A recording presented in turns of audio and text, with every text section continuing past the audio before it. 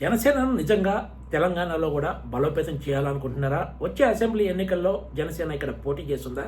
లేక త్వరలో జరగనున్న జీహెచ్ఎంసీ ఎన్నికల్లో కేవలం బీజేపీకి మేలు చేయడం కోసమే జనసేన అధినేత ఆంధ్రప్రదేశ్ ఉప ముఖ్యమంత్రి పవన్ కళ్యాణ్ ఇప్పుడు సడన్గా తెలంగాణలో సమావేశం ప్లాన్ చేశారా? ఇదే ఇప్పుడు రాజకీయ వర్గాల్లో హాట్ టాపిక్గా మారిన అంశం. తెలంగాణ ఆవిర్భావ దినోత్సవం అయిన జూన్ 2న జనసేన అధినేత పవన్ కళ్యాణ్ హైదరాబాద్ వేదికగా తెలంగాణ నవనిర్మాణ సంకల్ప సభను తలపెట్టారు. ఇప్పటికే ఆంధ్రప్రదేశ్లో తెలుగుదేశంతో పాటు జనసేన బీజేపీలు కూటమిగా ప్రభుత్వం ఏర్పాటు చేసిన సంగతి తెలిసిందే. ఎన్నికల్లో కలిసి పోటీ చేశారు, ఆ తర్వాత కలిసి ప్రభుత్వాన్ని ఏర్పాటు చేశారు. తెలంగాణలో మాత్రం ఈ పార్టీలు ఏ పార్టీకి ఆ పార్టీగానే అన్నట్లు ఇంతవరకు వ్యవహరిస్తూ వచ్చాయి. కాకపోతే రాబోయే రోజుల్లో ముఖ్యంగా జీహెచ్ఎంసీ ఎన్నికల్లో బీజేపీకి అనుకూలంగా పనిచేసేందుకు ఇప్పటికే టీడీపీ జనసేనలు వ్యూహాలు సిద్ధం చేసుకున్నట్లు పెద్ద ఎత్తున ప్రచారం జరుగుతుంది. ఆయా పార్టీలో నాయకులు చేస్తున్న ప్రకటనలు కూడా వీటిని మరింత బలోపేతం చేస్తున్నట్లే కనిపిస్తున్నాయి. కొద్ది రోజుల క్రితం ప్రధాని నరేంద్ర మోడీ హైదరాబాద్ పర్యటన సందర్భంగా ఎప్పుడూ లేని రీతిలో హైదరాబాద్లో ఏపీ ముఖ్యమంత్రి చంద్రబాబు నివాసానికి పరామర్శ పేరుతోటి ఆంధ్రప్రదేశ్ ఉప ముఖ్యమంత్రి పవన్ కళ్యాణ్ నివాసాలకు వెళ్లిన సంగతి తెలిసిందే. ఇదంతా కూడా రాజకీయ కోణంలో సాగినట్లు కనిపిస్తుందనే అభిప్రాయం అప్పట్లోనే వ్యక్తమైంది. ముఖ్యంగా త్వరలో జరగనున్న జీహెచ్ఎంసీ ఎన్నికలలో పవన్ కళ్యాణ్ అభిమానులతో పాటు టీడీపీ శ్రేణులను కూడా తమ వైపు తిప్పుకునేందుకే బీజేపీ వేసిన ప్లాన్ గా దీన్ని ఎక్కువ శాతం మంది నమ్మారు.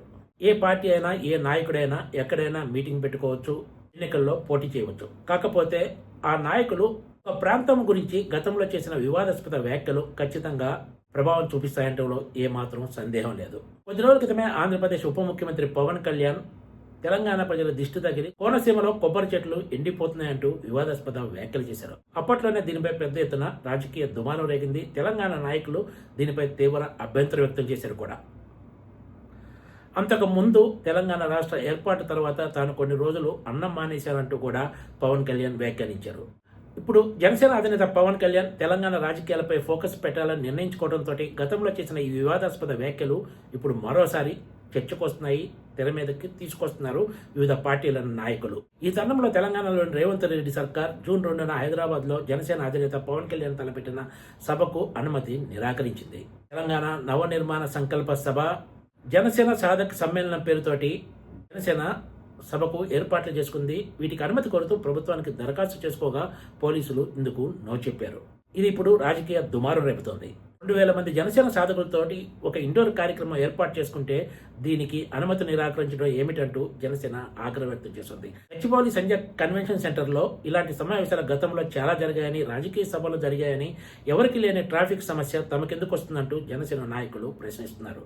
తెలంగాణ రాష్ట్ర ఆవిర్భావ దినోత్సవం సందర్భంగా ఎలాంటి సమస్యలు రాకుండా చూడటంతో పాటు గతంలో పవన్ కళ్యాణ్ చేసిన వివాదాస్పద వ్యాఖ్యల వలన ఎలాంటి శాంతి భద్రతల సమస్య రాకుండా చూడటం కోసమే ఈ సభకు అనుమతి నిరాకరించినట్లు పోలీసు వర్గాలు చెబుతున్నాయి. సభకు అనుమతి నిరాకరించడంపై జనసేన కోర్టును ఆశ్రయించింది. అన్నిటికంటే ముఖ్యంగా తెలంగాణ రాజకీయాలపై జనసేన అధినేత పవన్ కళ్యాణ్ ఇంత సడన్ గా ఫోకస్ పెట్టడం వెనక ఎజెండా ఏంటి, అసలు ఆయన ప్లాన్ ఏంటి అన్న అంశంపైనే పెద్ద ఎత్తున చర్చ సాగుతోంది. Please subscribe TGTV.